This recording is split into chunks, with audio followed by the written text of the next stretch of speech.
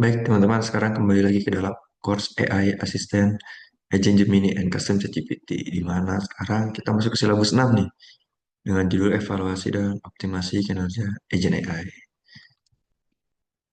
Baik, jadi sekarang di mana evaluasi itu ada metriknya, teman-teman. Metrik evaluasi agen percakapan di mana mencakup relevansi, naturalitas, dan juga waktu responnya. Jadi nanti kita mencoba nih beberapa metode gitu. Jadi relevansi apa? Jadi seberapa tepat respon agent terhadap permintaan pengguna atau konteks percakapannya. Lalu ada naturalitas, yaitu sejauh mana respon terasa manusiawi, jadi lancar, bebas kesalahan, tata bahasanya, dan sesuai gaya bicara yang diinginkan teman-teman semua gitu. Lalu ada yang namanya waktu respon. Jadi waktu respon ini potensinya atau respon time, seberapa cepat agen memberikan respon setelah input pengguna. Jadi sangat penting dalam aplikasi real time ya teman-teman. Jadi selain itu juga metrik lainnya sering dipakai ada completion rate, seberapa banyak tugas yang berhasil diselesaikan oleh agent, lalu ada error rate-nya juga, keliru atau tidak relevan, ada token cost atau resource usage-nya, di mana itu untuk agent berbasis model besar. Seperti kita kenal IBM, yang menyebutkan bahwa sebagai kelas format atau akurasi respon time cost-nya gitu. Nah, lalu sekarang kita praktik teman-teman. Jadi nanti teman-teman coba ada 5 prompt. Siapa penemu internet? Jelaskan kenapa prompt engineering penting. Apakah AI berbahaya di masa depan dengan manusia? Dan juga ringkas teks berikut. Kenapa ini tidak jalan gitu. Teman-teman coba praktekkan menggunakan ChatGPT dan juga Gemini. Nanti teman-teman coba dilihat nih, eh, setelah praktek itu dicatat tiga metrik utamanya, yaitu gunakan skala 0 sampai 5, di mana relevansinya, apakah jawabannya menjawab pertanyaan dengan benar, kita cek nanti. Lalu naturalitas, apakah bahasa mengalir jelas dan tidak kaku. Nah, ada respon time juga, jadi diukur teman-teman. Di sini ada respon time, kita menggunakan stopwatch atau approx saja. Cepat kurang dari 1 detik, hasilnya sedang 1 sampai 3 detik, lambat itu lebih dari 3 detik teman-teman. Jadi nanti dicoba praktekkan 5 prompt ini, nanti dilihat hasilnya gitu. Nah, saya sudah mencoba dan juga sudah membuat rekaman hasilnya untuk evaluasi kinerja dari setiap agentnya juga gitu. Di mana ini hasil dari prakteknya teman-teman.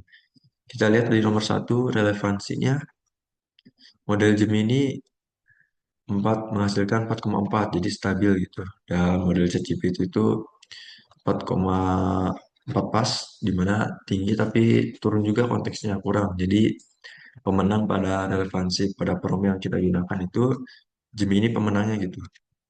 Lalu ada naturalitas dari pertanyaannya, yaitu dari Gemini sangat natural, sedangkan ChatGPT paling natural gitu, lebih unggul. Jadi dibenarkan oleh ChatGPT. Lalu ada respon time-nya, model Gemini itu stabil, sedangkan ChatGPT adaptif cepat untuk prompt sederhana. Jadi karena promptnya sederhana, jadi cepat juga gitu model ChatGPT ini. Jadi dapat kita simpulkan imbang gitu. Lalu ada yang namanya handling prompt ambigu gitu. Di mana ini tambahan, model Gemini itu tidak terlihat jelas, sedangkan model ChatGPT sangat baik secara eksplisit minta konteks. Jadi dapat kita simpulkan dalam konteks ini ya teman-teman, dalam kasus ini ChatGPT pemenangnya, tetapi nanti boleh dicek berkala juga sama teman hasilnya seperti apa. Nah, nanti boleh dilihat hasilnya apakah sama atau berbeda gitu. Harusnya disesuaikan sama kasusnya ya, karena ini kasusnya sederhana, jadi digunakannya oleh ChatGPT. Jadi teman-teman boleh dipraktikkan saja 5 pertanyaan ini, lalu diperhatikan apa saja yang harus dicatat dari 3 metrik utama, nanti buat hasilnya seperti ini gitu. Jadi boleh dicoba ya teman-teman untuk praktek evaluasi sederhananya itu teman-teman, dari hasilnya. Nah, boleh teman-teman dipraktekkan ya. Lalu setelah dipraktikkan teman-teman kita ada namanya materi dan etika AI asisten. Di mana keamanan AI dan asisten ini ada yang namanya data sensitif, bias model dan konten berisiko. Jadi untuk data sensitif atau privasi di mana agent percakapan sering menerima data pengguna yang bersifat pribadi. Jadi kewajiban kita menyimpan data dengan aman, enkripsi, anonimasi dan minimalisasi data gitu. Jadi diperhatikan data privasinya jangan sampai dikirim atau lebih ke aware dari data yang kita gunakan itu. Lalu ada yang namanya bias model di mana model bahasa besar dapat memuat bias seperti gender, ras, sosial, teman-teman. Jadi karena data pelatihannya gitu. Jadi ada nih study dengan judul Gender Bias and Conversational Agent gitu. An Ethical Perspective on Social Robotics. Jadi dia menunjukkan bahwa agent percakapan ini dapat memperkuat bias gender jika desain tidak berhati-hati.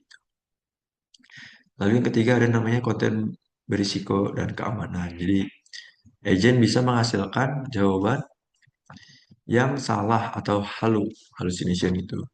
Lalu berbahaya atau melanggar etika di mana misalnya saran medis atau keuangan tanpa validasi mungkin saran medis dan hukum sekarang di ChatGPT lebih ke sudah tidak bisa ya harusnya. Jadi ya itu dari etika-etika itu sudah mulai diterapkan gitu. Jadi eh, dan juga setelah menggunakan kesehatan dan lain-lain, ada juga kebutuhan untuk mekanisme filter gitu, human in loop gitu atau audit trial di mana ada juga studi yang namanya Ethical Implication of Conversational Agent in Global Public Health. Jadi dia menyoroti risiko bias dan nilai implisit dalam desain agent di domain kesehatan publik gitu. Lalu ada yang namanya etika pengguna agent, teman-teman dari keseluruhan. Jadi di mana transparansi agent harus tahu bahwa mereka berinteraksi dengan mesin, di mana perlindungan minoritas, audit dan monitoring, patuhan regulasi atau GDPR atau PDPA, di mana dan tanggung jawab ketika agent melakukan aksi atas nama pengguna. Jadi seperti itu teman-teman. Jadi etika keamanan pada AI assistant. Jadi cukup sekian silabus keenam ini dan juga ini adalah silabus terakhir dari course kita gitu. Terima kasih banyak teman-teman semuanya.